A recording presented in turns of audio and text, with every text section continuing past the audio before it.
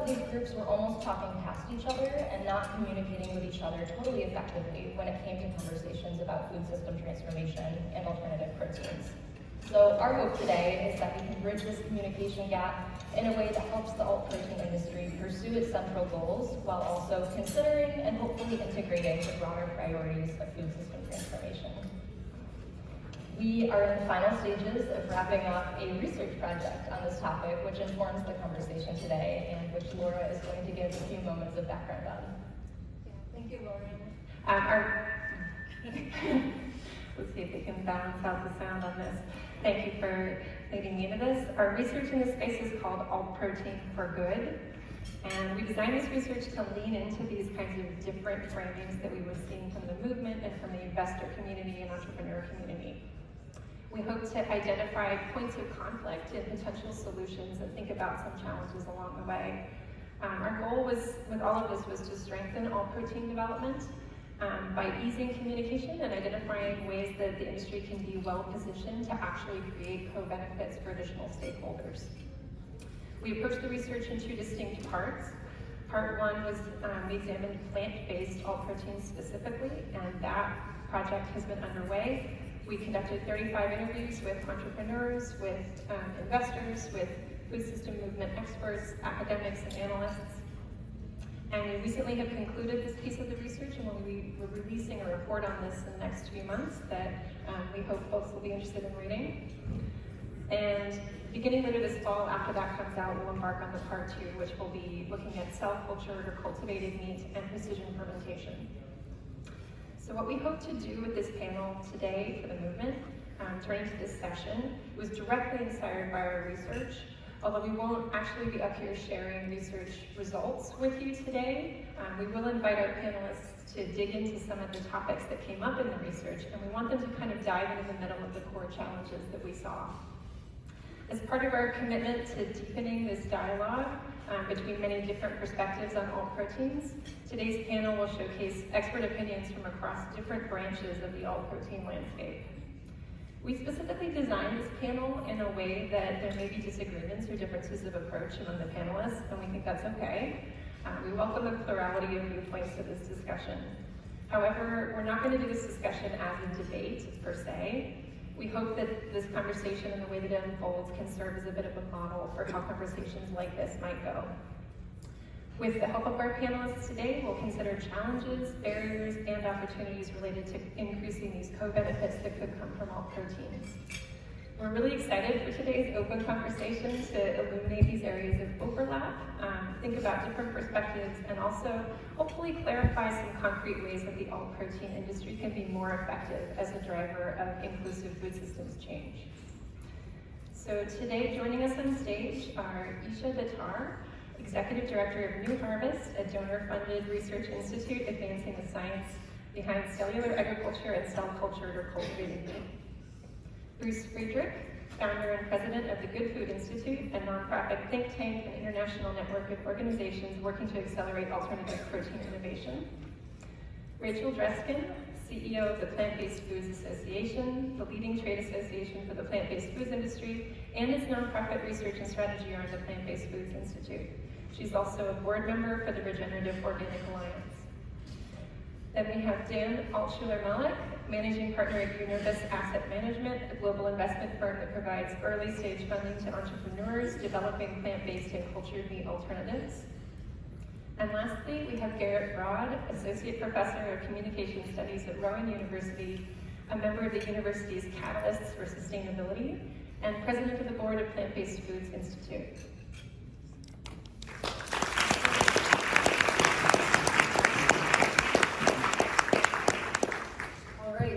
Dive right into discussion.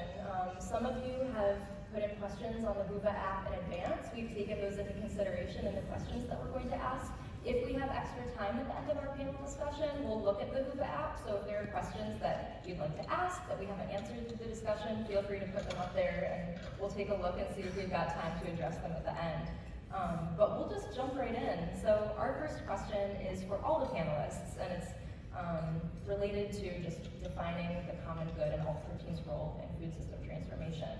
So in the research that Stray Dog Institute has been doing, we considered potential benefits for food system stakeholders, including farmers in rural communities, food chain workers, consumers, the environment, and of course, animals. The term that we use to describe this is the common good. We'll just go down the line and ask each panelist briefly, in 1 to 2 minutes, could you share with us your vision of a food system that benefits the common good, and talk about the role of alternative proteins that you see playing in that food system. So we won't time you, but if you're able to keep it to 1 to 2 minutes, that'd be great. And Isha, I'll start with you, and then we can just go down the line. Hello, okay, sure. Dangerous question for 1 to 2 minutes. For me, so the food system is not an isolated thing. It is not something that happens separate from what we decide that we value in society more broadly. And so when I think about what I want life on Earth to look like, the common good is about respecting life on Earth. Like, life is what makes this planet so spectacular and unique. And life on Earth includes things that are better for the environment, animals, and the people that live on it.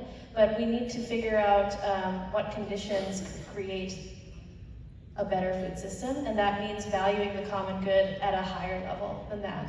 And it's hard to get kind of too tactical before I start talking for 10 minutes about what a vision looks like.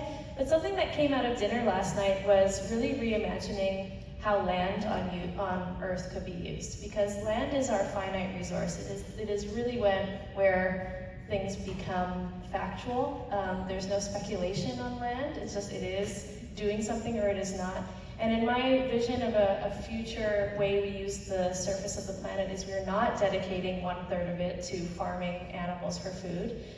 Instead, we're spending a lot of our land to rewild it, to create the kind of nature that is very necessary for resetting our climate.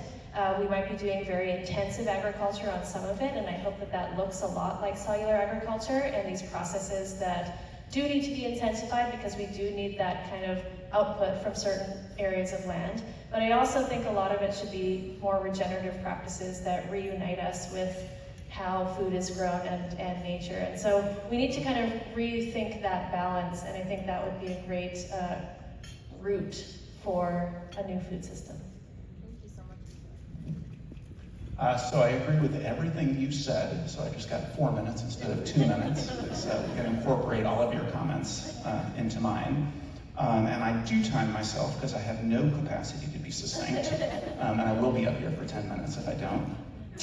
When we think about the common good at GFI, we oftentimes think about kind of everything that we're doing. I guess we don't use common good, but we think about what we're doing in terms of the Sustainable Development Goals.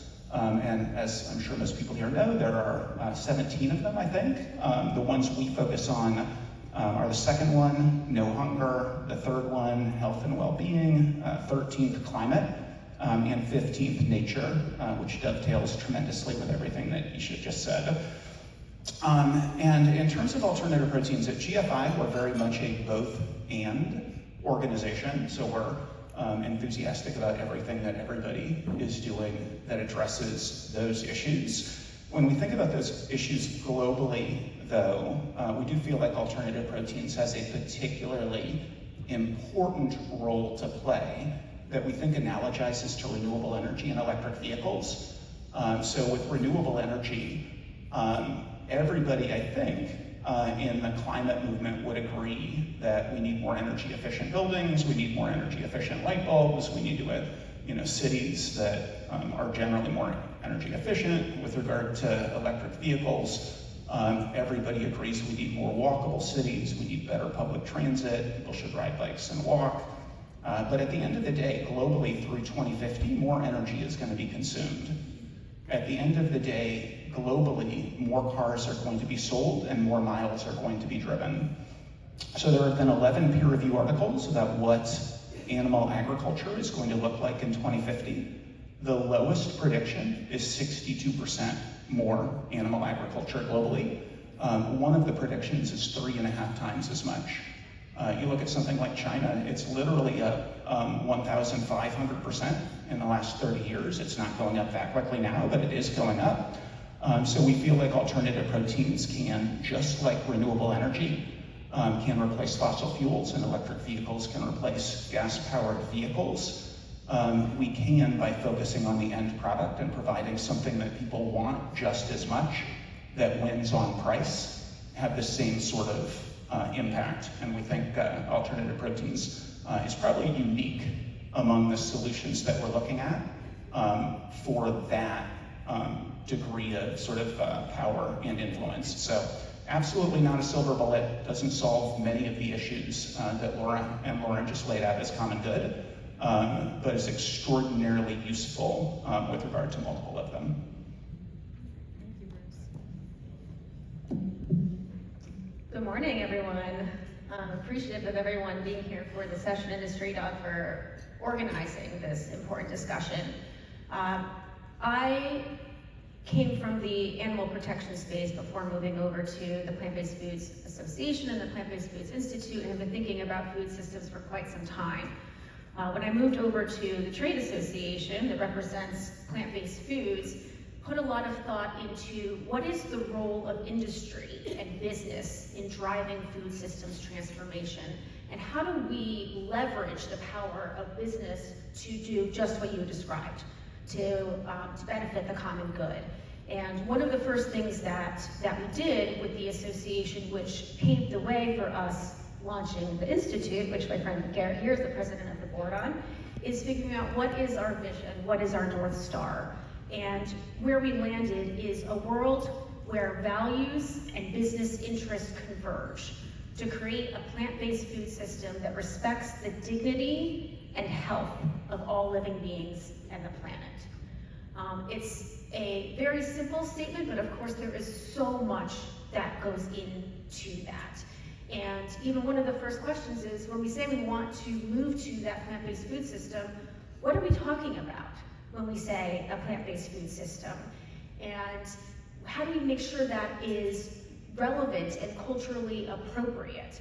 So where we landed on for that is a food system that respects, very importantly, respects the rights of animals to live free of exploitation, ensures fairness for farmers and workers, promotes good health and nutrition, is restorative, and remains within ecological limits.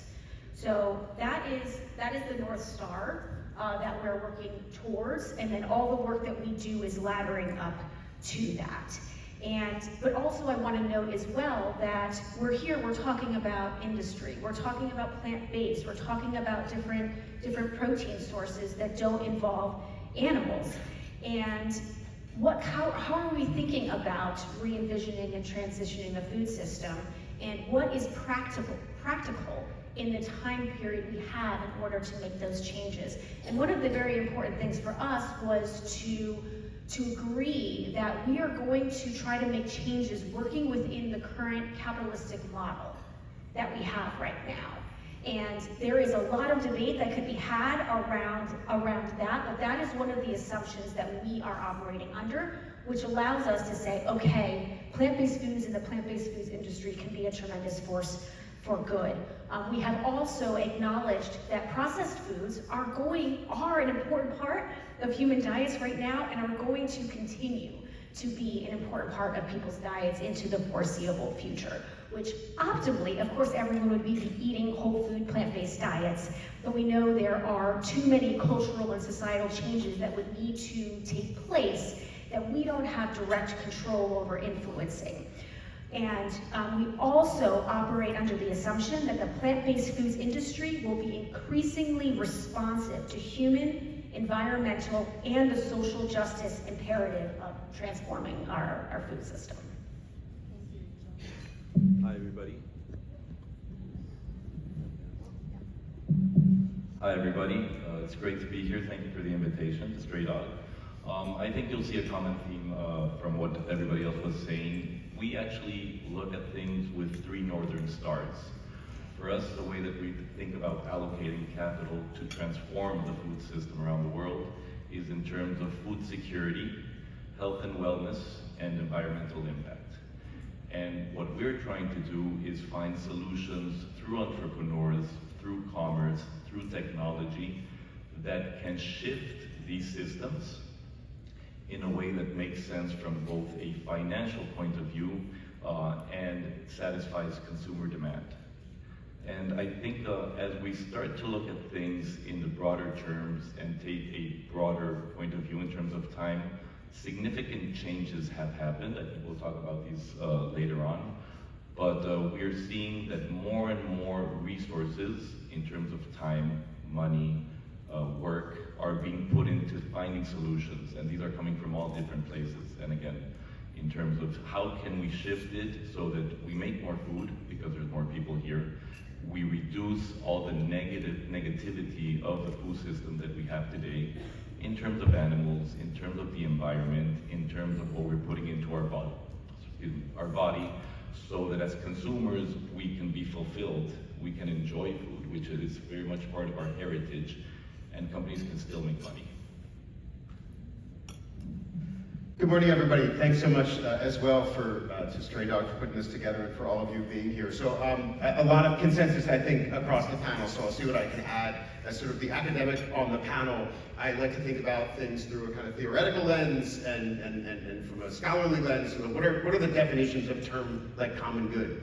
And so for me, I go back to really principles of justice. And I think that's, you know, how can we integrate and build justice into our food system? And so there's a lot of, you know, there are frameworks there. And I think justice, when we think about justice, social justice, there's kind of three big components. And I think there'll be some overlaps with things that other folks have said. So number one is there needs to be respect for the dignity of all beings. And I think historically a lot of conceptions of social justice have said respect for the dignity of all people, of all humans, but I think one of the nice things about this conference is that we expand that to the non-human animals, and to the environment more broadly. So that's number one, respect for dignity of all.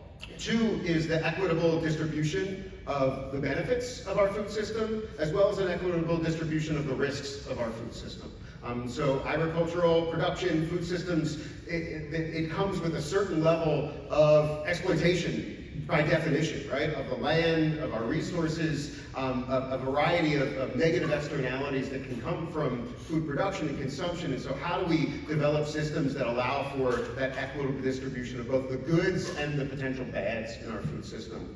And the third thing I think is really important is more of a process-oriented point, which is about democratic and inclusive participation. You know, to what extent do everyday people, consumers, through their consumer practices, but also through democratic and responsive legislative bodies and things like that, have an opportunity to have a say in the type of food system that they want to see and that they want to experience. So those are the three things that I look for in what the common good looks like. So respect for dignity, equitable distribution, and democratic and inclusive participation. I think alternative protein has a lot to do there and a lot of opportunity there. And I think thinking about those three things as sort of a guide every time we're developing projects, programs, brands, and so on and so forth, to what extent are we advancing those three principles? That's the kind of role I would love to see alternative proteins play in the future.